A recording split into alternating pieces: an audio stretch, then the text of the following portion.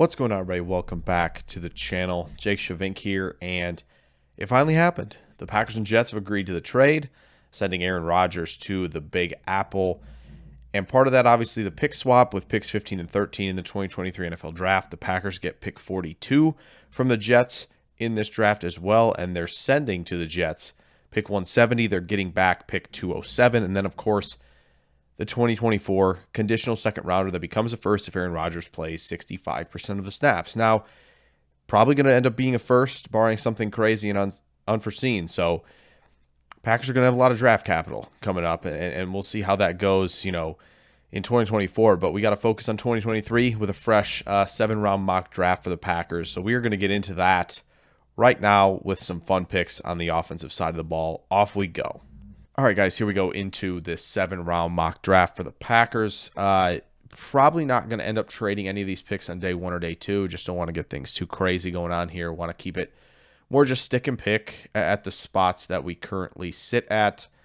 Maybe trading a couple of these, packaging some of these picks in the 200s to move back up closer to where the Packers had their second 5th-round pick at 170. We'll get there when we get there, though. So let's start this mock draft and look at how things could potentially shake out. Okay, so kind of figured the PFF mock often sees JSN go off the board before Green Bay picks.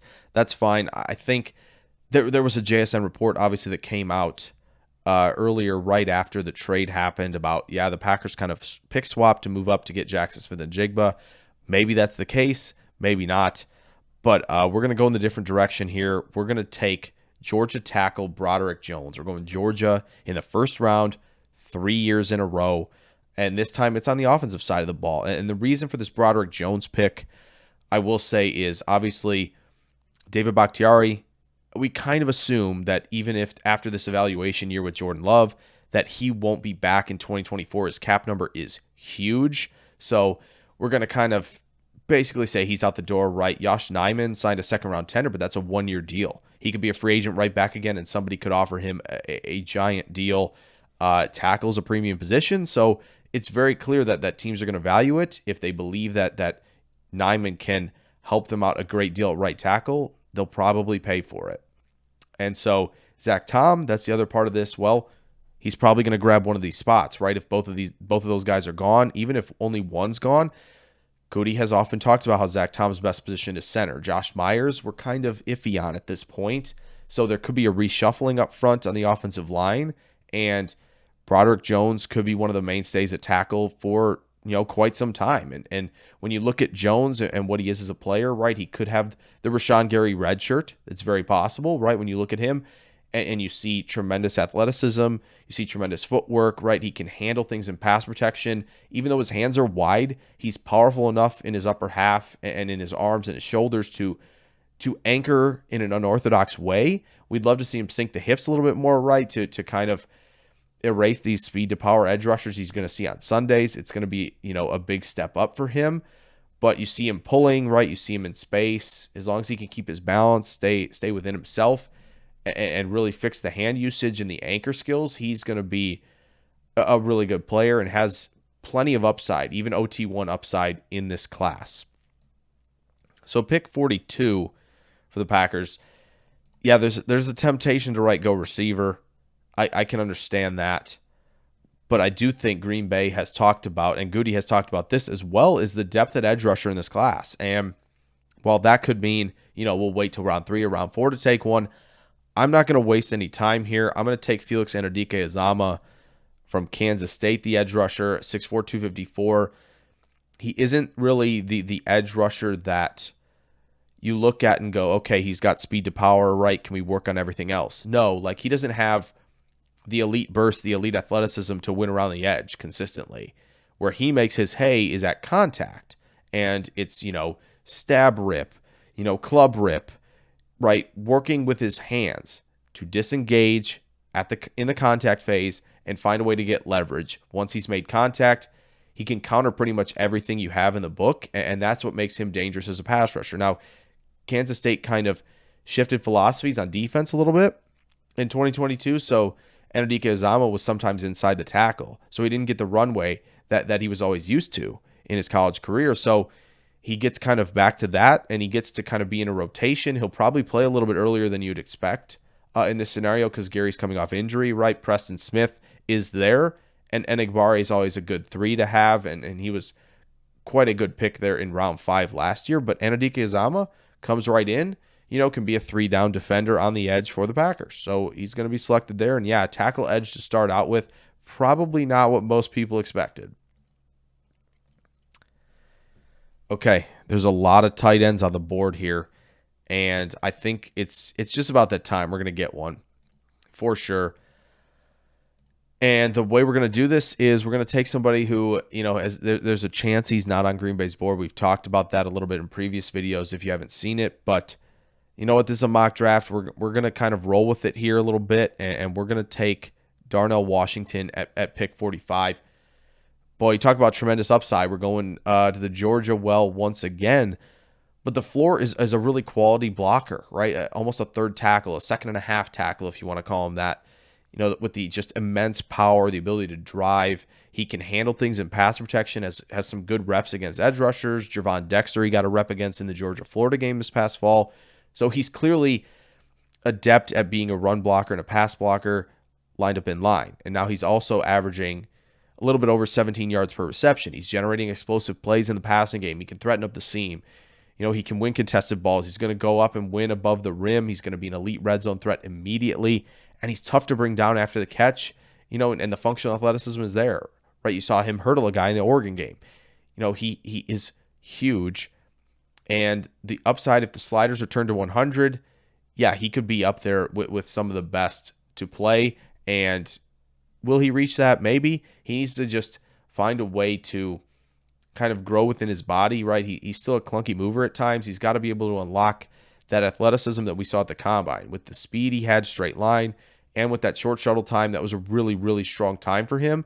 I just need to see that more fluidity, right? More burst, not always looking like the piano's on your back for Darnell Washington. But we're going to select him here at 45, and we'll see how things go after that.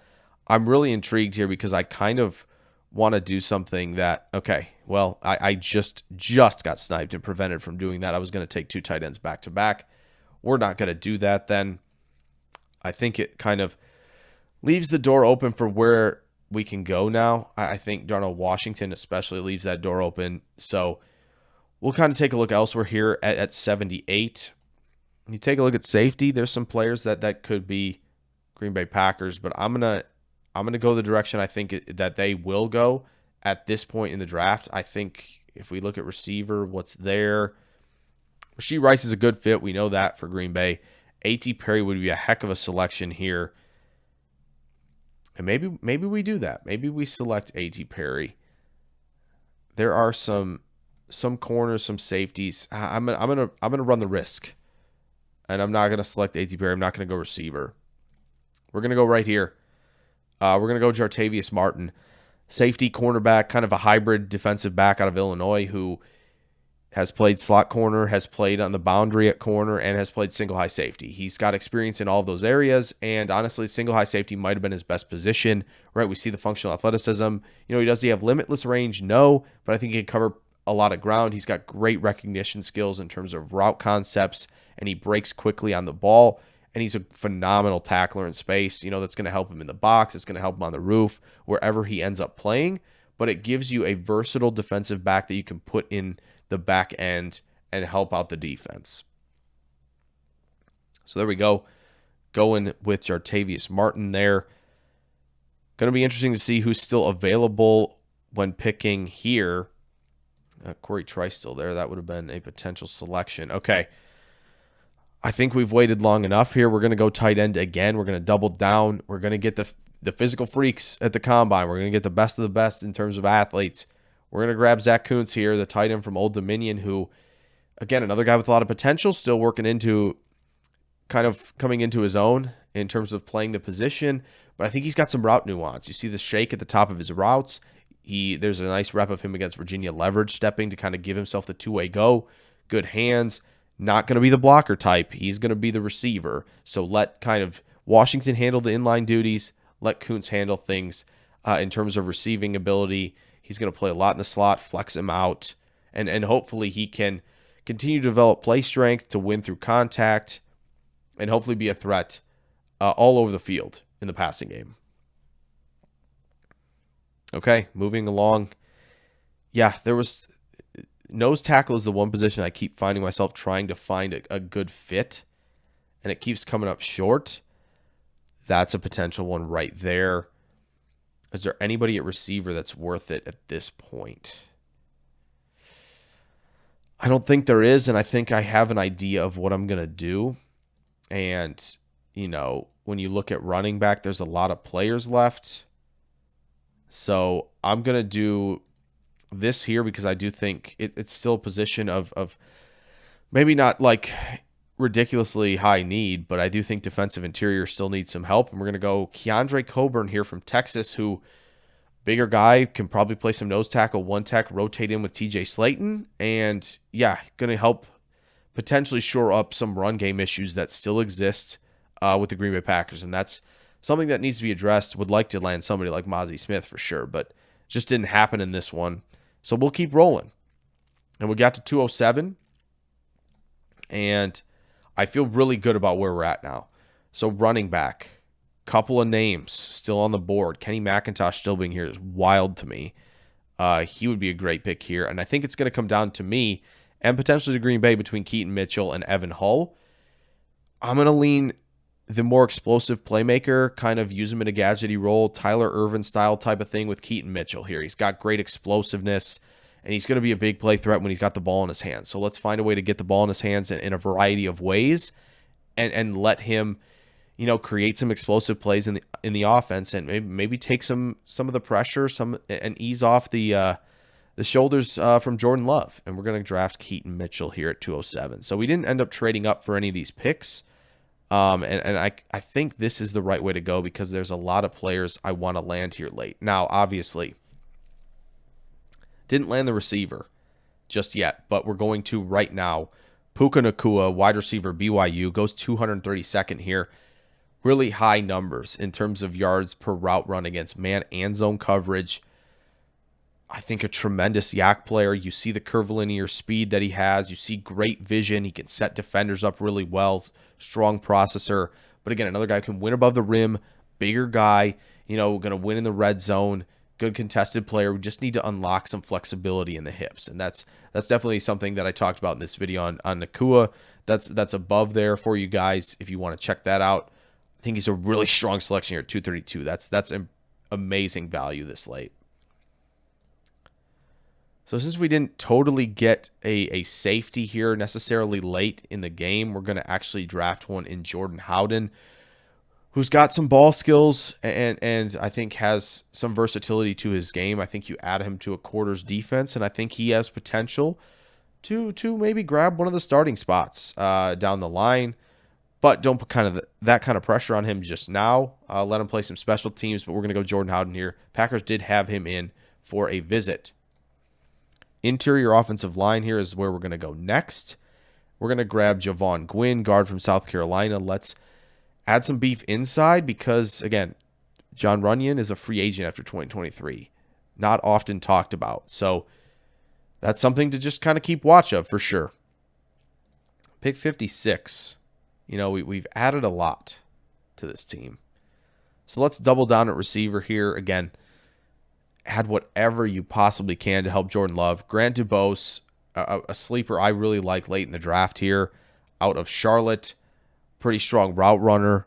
Good with the ball in his hands. And again, a guy who fits Green Bay's threshold. So there you go. Mock draft is done. Yeah, pretty varying degree of grades across the board. Broderick Jones they didn't like, but I think this is a pretty strong draft here. Broderick Jones, tackle from Georgia. Felix Anudike-Uzomah, edge rusher, Kansas State. Darnell Washington, tight end from Georgia. Jartavius Martin, defensive back, Illinois. Zach Kuntz, tight end, Old Dominion. Keandre Coburn, nose tackle, defensive tackle from Texas. Keaton Mitchell, a do-it-all weapon from East Carolina. Puka Nacua, wide receiver, BYU. Jordan Howden, safety, Minnesota. Javon Gwynn, guard, South Carolina. And Grant DuBose, wide receiver, Charlotte. So there you go. 7 rounds, a little updated mock draft for you guys. I think this is something that could be very similar to what the Packers do on Thursday, Friday, and Saturday. We'll see, though. Let me know what you think in the comments down below. Like and subscribe. Got more Packers content and draft content for sure coming soon on the channel. It's going to be a busy time here on the channel, so I hope you guys enjoy all the content here. I will catch you guys in the next video. Farewell.